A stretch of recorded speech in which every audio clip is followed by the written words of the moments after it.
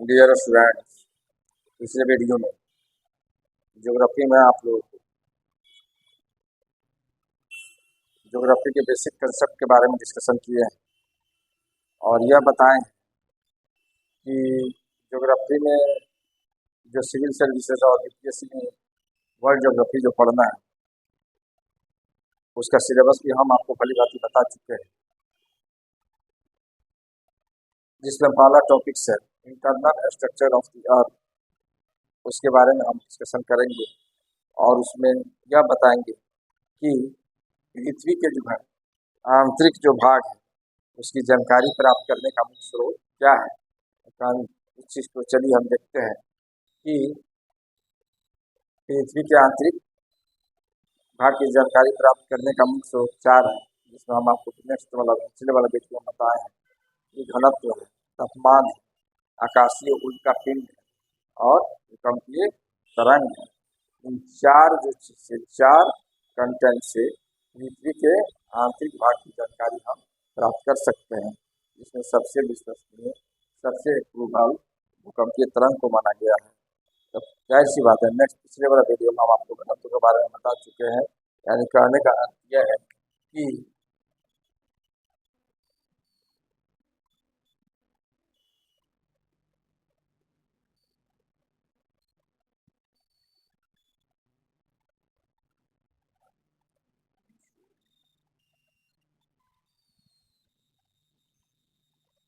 घनत्व अगर हम यह बताएं पृथ्वी के ऊपरी घनत्व 2.67, आंतरिक घनत्व 11.12 और औसत घनत्व जो 5.5। इस चीज़ को भली बात आप लोग समझ गए होंगे और नेक्स्ट वीडियो में इस कंटेंट पर भी जाहिर सी बात है डिस्कशन भी किए हैं, उस वीडियो को आप लोग देखिए। लेकिन अभी जो हम डिस्कशन करेंगे वह टेम्परेचर पर करेंगे और यह बताएंगे कि पृथ्वी को 3 भागों में जो बांटा गया है।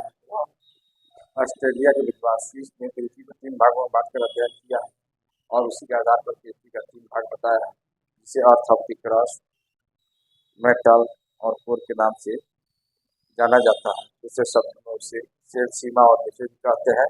इस चीज़ को हम नेक्स्ट वीडियो में बता चुके हैं। तो जाहिर सी बात है कि पृथ्वी की आंतरिक यानी आपका टॉपिक है इंटरनल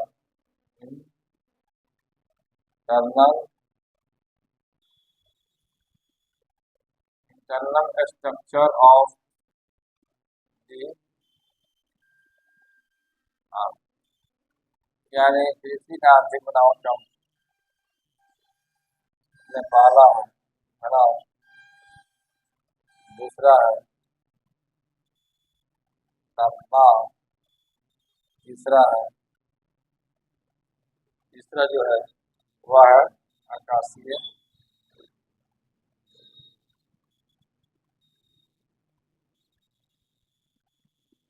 उल्कापिंड और चौथा जो है वह भूकंपीय। लेकिन आप लोग यह जानिए कि चारों एविडेंस में घनत्व, तापमान, आकाशीय उल्कापिंड और भूकंपीय तरंग, इन चारों में सबसे विश्वसनीय भूकंपीय तरंग को माना गया है पृथ्वी की आंतरिक जानकारी प्राप्त करने के लिए। यानी पृथ्वी का आंतरिक जानकारी प्राप्त होती जाएगी तो सबसे विश्वसनीय जो एविडेंस है वह कौन है, वह है भूकंपीय तरंग। इस चीज़ को बड़ी बात आप लोग समझ गए, जिसमें आप घनत्व के बारे में हम बता चुके हैं। अभी हम तापमान पर डिस्कशन करेंगे। तो चलिए देखते हैं कि पृथ्वी का जाहिर सी बात है पृथ्वी के ऊपर 165 मीटर के ऊपर जैसे हम जाते हैं तो तापमान 1 डिग्री सेल्सियस क्या होता है पृथ्वी के, यानी पृथ्वी के जैसे हम 165 मीटर ऊपर जाते हैं पर जाते हैं तो 1 डिग्री सेल्सियस 1 डिग्री सेल्सियस तापमान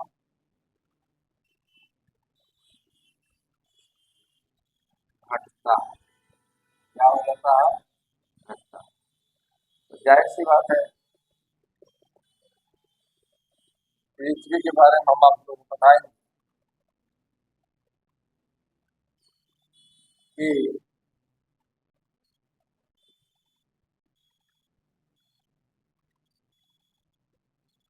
और पृथ्वी में जैसे ही हम, जाहिर सी बात है 32 किलोमीटर जैसे ही हम अंदर जाते हैं, यानी 32 मीटर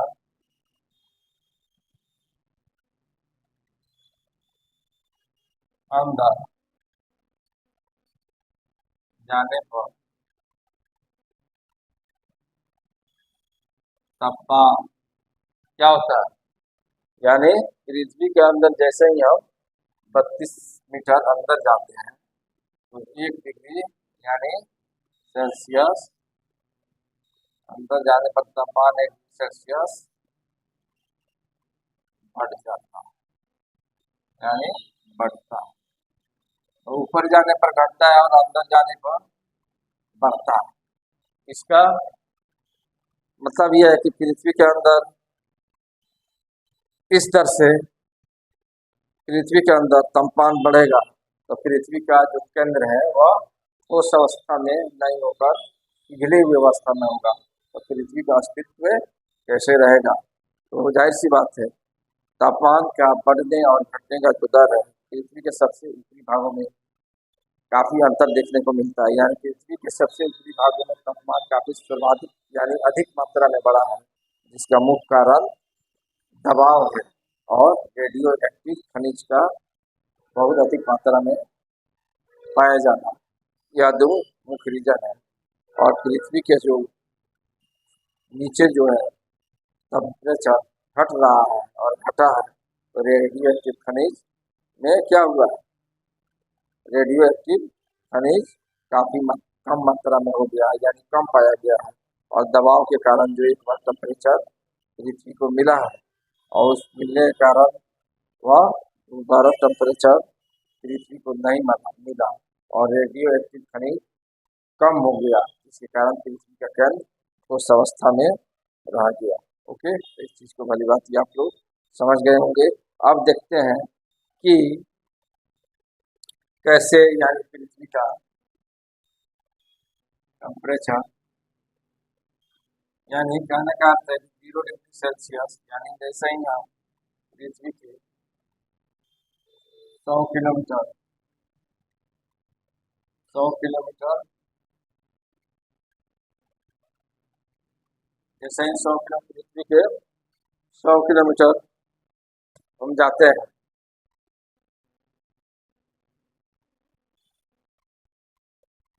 तो 100 किलोमीटर जैसे ही हम जाते हैं तो सबसे ज़्यादा यहाँ टेम्परेचर यानी 12 डिग्री सेल्सियस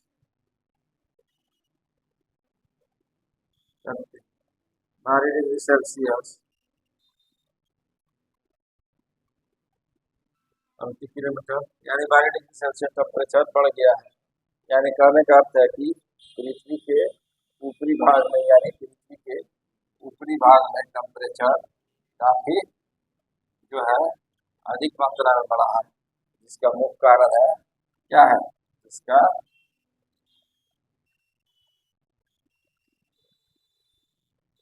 मुख्य कारण है ऊष्मा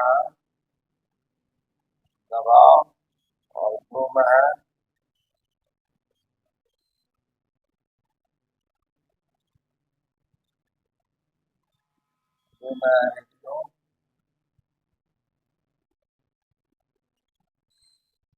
रेडियो एक्टिव खनिज रेडियो एक्टिव खनिज अधिक मात्रा में पाया अधिक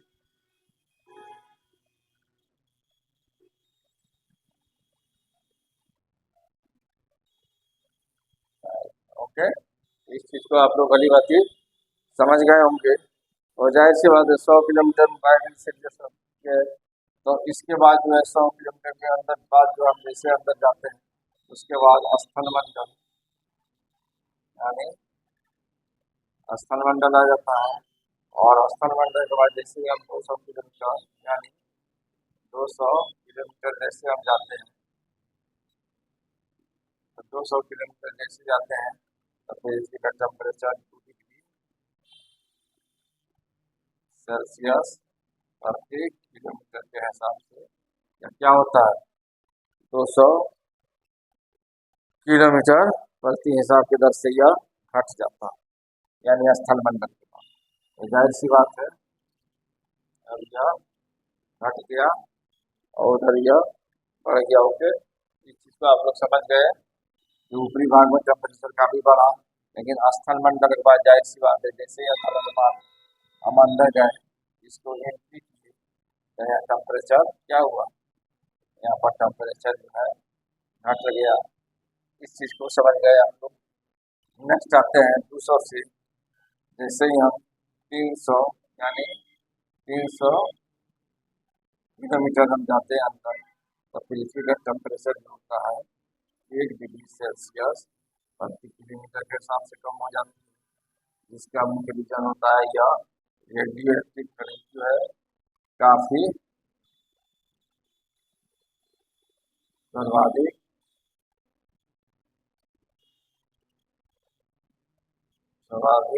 सर्वाधिक रेडियो एक्टिव खनिज जो है काफ़ी सर्वाधिक मात्रा में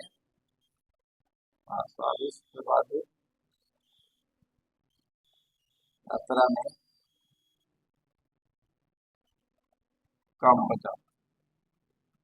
ओके, यानी रेडियो एक्टिव खनिज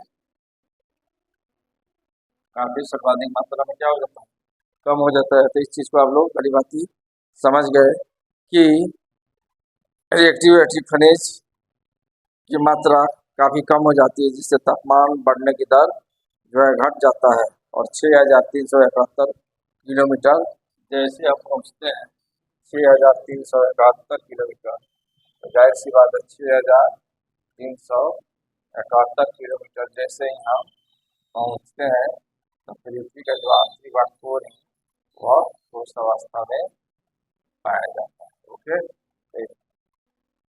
इस चीज़ को भली भांति आप लोग समझ गए कि 6371 किलोमीटर गहराई में दबाव बढ़ने के कारण यानी पिघलने का दर यानी जो बढ़ा था वो बढ़ा हुआ टेम्परेचर उसे दोबारा नहीं मिलेगा और रेडियो एक्टिव खनिज जो है कम मात्रा में जो है जाहिर सी बात है हो गया जिसके कारण पृथ्वी का कैन उस अवस्था में ही रह गया। Okay, thanks. नेक्स्ट वीडियो में फिर हम डिस्कशन करेंगे। ओके।